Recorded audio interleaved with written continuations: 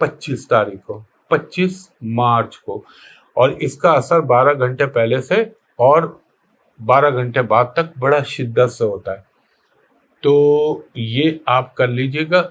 यहाँ तो नज़र नहीं आएगा क्योंकि दिन चल रहा होगा, लेकिन पहले मैं वजीफ़ा बताऊंगा फिर सदका बताऊंगा। वजीफ़ा इसका ये अव्वल व आखिर दुरूद 7 मरतबा, दरमियान में आप 70 मरतबा पढ़ें मुकम्मल इस्तिग़फ़ार, अस्तग़फ़िरुल्लाह रब्बी मिन कुल्लि ज़ंबिन व अतूबु इलैह, 70 मरतबा आयत करीमा ला इलाहा इल्ला अंता सुब्हानका इन्नी कुन्तु मिनज़ ज़ालिमीन, 1 मरतबा सूरह फातिहा, 3 मरतबा सूरह इखलास और 1 मरतबा सूरह कमर, काफ मीम रे कमर, जो चांद के हवाले से अल्लाह ने कुरान पाक में नाजिल किए।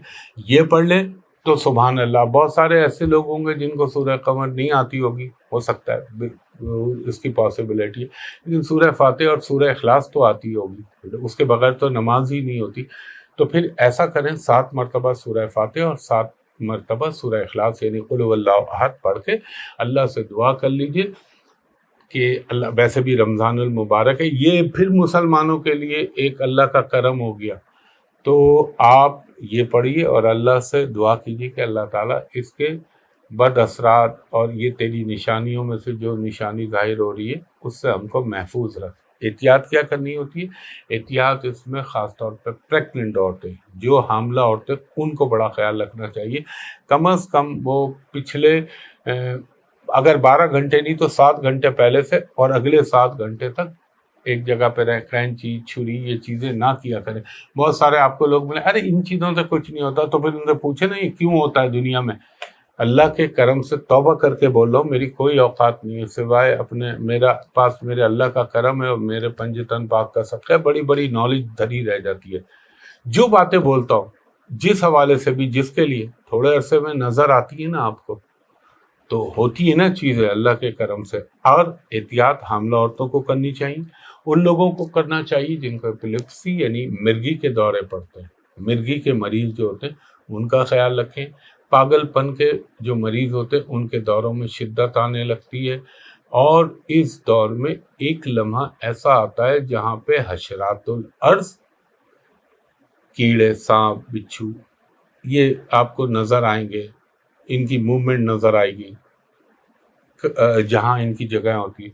और दूसरा, इस पे इसलिए भी मैं वजीफ़ा कह रहा हूँ कि इस दौर में जो गलत किस्म के काम करने वाले लोग होते हैं ना, उनको अल्लाह के हुक्म से थोड़ी सी ढील मिलती है। अल्लाह ने शैतान को ढील दी भी, तो हर एक को, वो तो रब्बुल आलमीन है, वो शैतान का भी रब है और वो वली का भी रब है, वो अंबिया का भी रब है। तो वो ख्याल रखें।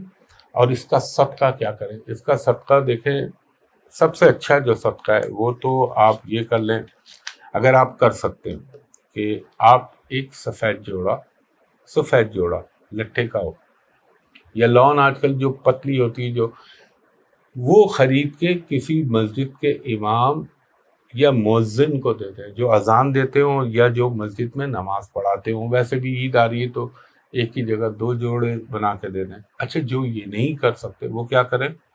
700 ग्राम चावल और तकरीबन 700 मिलीलीटर दूध, अगर ज़्यादा हो जाए, कम ना हो, ज़्यादा हो जाए, वो अल्लाह के नाम पे किसी गरीब को दे दीजिए।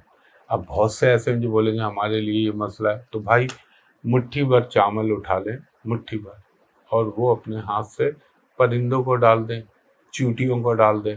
बाकी अल्लाह ताला क्वांटिटी नहीं देखता, वो क्वालिटी और इंटेंशन देखता है।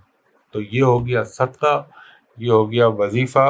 और अगर कोई चीज़ रह गई हो तो मैंने आपको सदका भी बता दिया, वजीफ़ा भी बता दिया, उसका असरात क्या होंगे दुनिया भर में, पाकिस्तान के अंदर भी होंगे, इंडिया में भी आपको जगह जगह एहतजाज नज़र आएंगे, और ख़ास तौर पर किसानों से रिलेटेड। और कुछ मैं ऐसे क़वानीन, वहाँ तो बहुत ज़्यादा इंडिया में, लेकिन पाकिस्तान में भी ऐसे लॉज देख रहा हूँ जिसके ऊपर रिएक्शन आ सकता है, या एक महंगाई जो ऐसा फैक्टर होगा।